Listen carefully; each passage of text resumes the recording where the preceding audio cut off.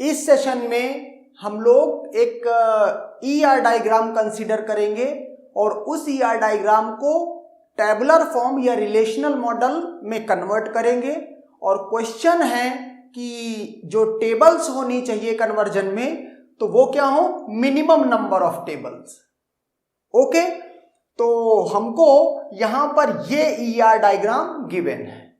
अब पूरा प्रोसेस देखते हैं कि कैसे कन्वर्जन मींस इस तरह के क्वेश्चन आते हैं तो कैसे उनके पीछे कॉन्सेप्ट क्या होता है। ओके, अच्छा एक बात याद रहे, ये केस 2 है, कहता है ER डायग्राम में मैपिंग अभी भी 1 to 1 है, लेकिन at least one side total participation. Okay, मतलब अगर कम से कम एक साइड में टोटल पार्टिसिपेशन है तो आंसर 3 चीज का सेम आएगा, तीनों उसका। कैसे? अगर इस साइड में टोटल पार्टिसिपेशन है तो भी मिनिमम नंबर ऑफ टेबल्स वही आएंगी जो अगर इस साइड टोटल पार्टिसिपेशन ना हो, इस साइड सिर्फ हो। ओके, या दोनों साइड हो, तो जो मिनिमम नंबर ऑफ टेबल्स आएंगी जब इसको कन्वर्ट किया जाएगा टेबुलर फॉर्म में, सब में आंसर सेम ही आएगा। ओके, तो मैं इस साइड टोटल पार्टिसिपेशन लेते हुए इस कॉन्सेप्ट को बता रहा हूं, आप बाकी को ट्राई कर सकते हैं। देखते हैं कैसे।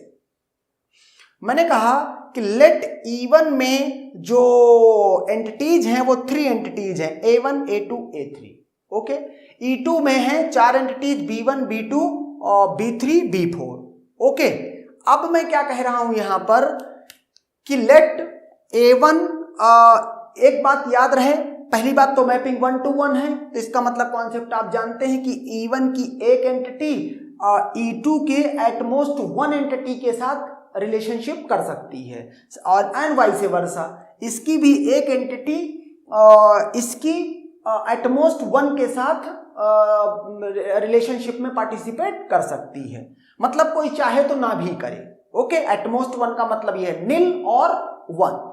ओके, अच्छा इधर टोटल पार्टिसिपेशन है, इसका मतलब है कि इधर की मिनिमम कार्डिनलिटी जो होगी वो कितनी होगी, वो 1 होगी, तभी टोटल पार्टिसिपेशन है। या दूसरे शब्दों में बोल लो, अगर इस साइड टोटल पार्टिसिपेशन है, इसका मतलब तीनों entity occurrences A1 A2 A3 क्या करने चाहिए, पार्टिसिपेट करना चाहिए इन द रिलेशनशिप, तभी टोटल पार्टिसिपेशन होगा।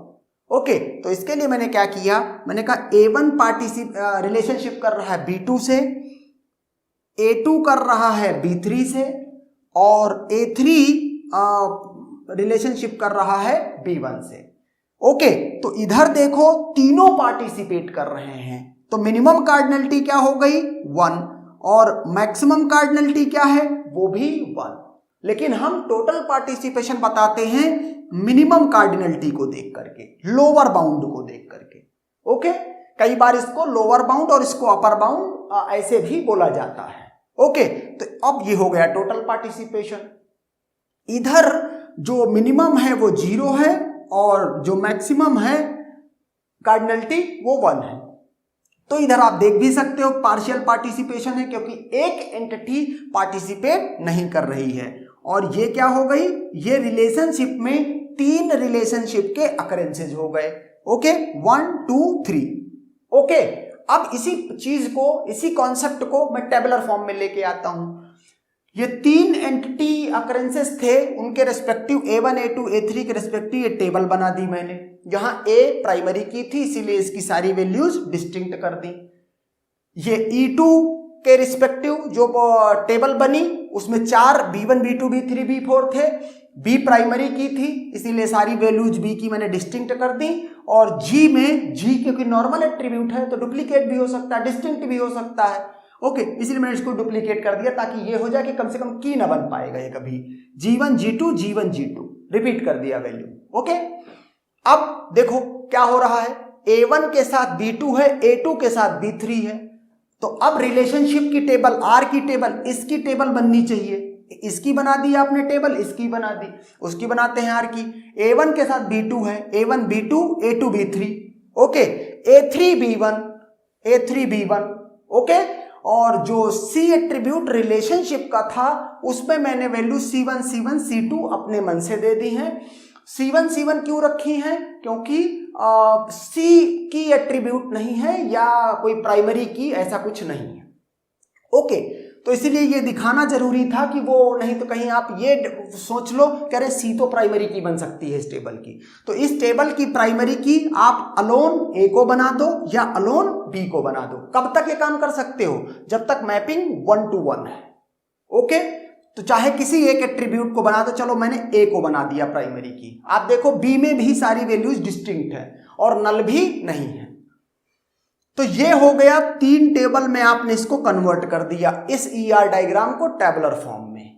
मेरा क्वेश्चन है कि minimum number of tables required. तो मैंने दूसरा क्वेश्चन किया, कैन वी अच्छा इसमें जो टेबल को कनेक्ट करना होता है तो मैंने क्या कर दिया, जो रिलेशनशिप में जो नॉर्मल एट्रीब्यूट ए है, नॉर्मल एट्रीब्यूट का मतलब ये कोई एक एट्रीब्यूट इसका या सेट ऑफ एट्रीब्यूट्स इस टेबल को रेफर करें, मतलब इसकी प्राइमरी की को। तो ए फॉरेन की हो गई और इससे भी कनेक्ट होना है तो बी इसको फॉरेन की बना दिया, वो E2 को रेफर कर रहा है तो इससे भी कनेक्ट हो गया, तीनों कनेक्ट हो गए। Okay, now can we convert it to 2 tables only without loss of information, कि मतलब जो ये इंफॉर्मेशन है ये लॉस नहीं हो और 2 टेबल में कन्वर्जन हो जाए।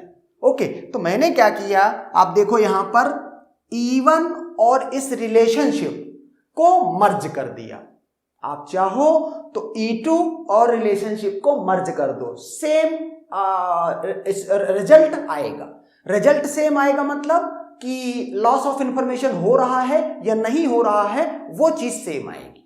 ओके, जो इसमें होगा वही उसमें होगा इंफॉर्मेशन के बारे में। तो अब देखना E1R, E1 में 3 टपल थे, यहां देखो A1 A2 A3, A1 A2 A3, उसके respective D1 D1 D2 D1 D1 D2। अब A के रिस्पेक्टिव BC एट्रीब्यूट इसमें और थे, तो BC एट्रीब्यूट को मैंने क्या किया, B तो इस टेबल से कनेक्ट होना है अल्टीमेटली, तो इसलिए हम B का एट्रीब्यूट इसमें लेके आए। और C क्यों? क्योंकि C उसका डिस्क्रिप्टिव एट्रीब्यूट था रिलेशनशिप का। ओके, रिलेशनशिप सेट का। तो मैंने क्या किया, देखो यहां से A1 के रिस्पेक्टिव B2 C1, A1 के रिस्पेक्टिव B2 C1, A2 के respective B3 C1 B3 C1, A3 के respective B1 C2 B1 C2। Okay, दोनों टेबल मर्ज हो गई, कोई लॉस नहीं हुआ इंफॉर्मेशन का। और जो E2 टेबल है उसको तो हमने टच भी नहीं किया, ये पूरी की पूरी टेबल एज इट इज यहां रख दी। अब देखो ये एट्रीब्यूट जो B है ये इसको फॉरेन की बना दिया, सो दैट इस टेबल का कंबाइन, इन दोनों को जब कंबाइन किया तो दोनों का नाम E1R दे दिया।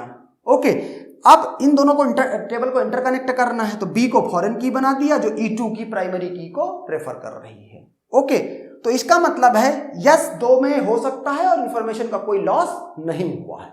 प्राइमरी की मैंने A को A एट्रीब्यूट अलोन को प्राइमरी की बना दिया है। आप चाहो तो B को भी बना सकते हो, नो इशू। क्यों? क्योंकि B में भी ना ही नल वैल्यू है और ना ही डुप्लीकेट वैल्यूज है उसकी डोमेन में। ओके, इसका मतलब B alone can be the primary key of this relation E1R, either A और ईदर अलोन A और अलोन B। ओके, अब मेरा नेक्स्ट क्वेश्चन है जो कि सवाल था minimum number of tables required. मैंने कहा can we convert it to 1 table only, the answer is yes. Question है कैसे, तो मैंने कहा चलो तीनों को मर्ज करते हैं। तो टोटल एट्रीब्यूट कितने हो जाएंगे टेबल में, 2 2 4 1 5, ये 5 एट्रीब्यूट आ गए। ओके, अब मैंने सबसे पहले ए एट्रीब्यूट के रेफरेंस में जो वैल्यू जो सब जो और इसमें जो रिलेशनशिप में जो पार्टिसिपेट कर रहा है, सबसे पहले वो कॉलम वो रोज यहां मेंशन की हैं। देखते हैं A1 A2 A3 के रिस्पेक्टिव, तो A1 के रिस्पेक्टिव B2 और A1 B2 C1 पूरी रिलेशनशिप ये आ गई। और B2 के रिस्पेक्टिव इसमें यहां पर A1 के रिस्पेक्टिव B2 है तो B2 में क्या है G2, ये G2 पहली रो फिल हो गई। दूसरा A2 B3 C1, A2 B3 C1, तो B3 के रिस्पेक्टिव G1 है, G1 फिल कर दिया, दूसरी रो फिल हो गई। तीसरा A3 B1 C2, A3 B1 C2, okay, A3 B1 C2, तो A3 के रिस्पेक्टिव D2 है और B1 के रिस्पेक्टिव G1 है, तो ये भी रो फिल हो गई पूरी। Okay, no issue. तीन रिलेशनशिप के जो वो रिलेशनशिप अकरेंसेज में जो भी कुछ था वो यहां पर इंक्लूड हो गया। अब देखना जरा सा, इसमें 4 रो हैं, जो E2 टेबल है इसमें तो 3 है, तो इसका इस टेबल का तो पूरा कंटेंट यहाँ आ गया, इस टेबल का भी पूरा कंटेंट यहाँ आ गया, लेकिन इसका B4 और G2 बचा हुआ है अभी। तो हमने क्या किया, B4 और G2 लिख दिया नेक्स्ट रो में, और जहां पर वैल्यूज नहीं थी वहां पर क्या कर दिया, जिसके रिस्पेक्टिव वैल्यूज नहीं थी, अननोन थी वैल्यूज या स्पेसिफाई नहीं थी, तो हमने वहां क्या कर दिया, नल फिल कर दिया। तो इस तरीके से हुआ क्या, ये पूरी इंफॉर्मेशन को इसने इंक्लूड कर लिया। ओके, पहला पॉइंट तो ये।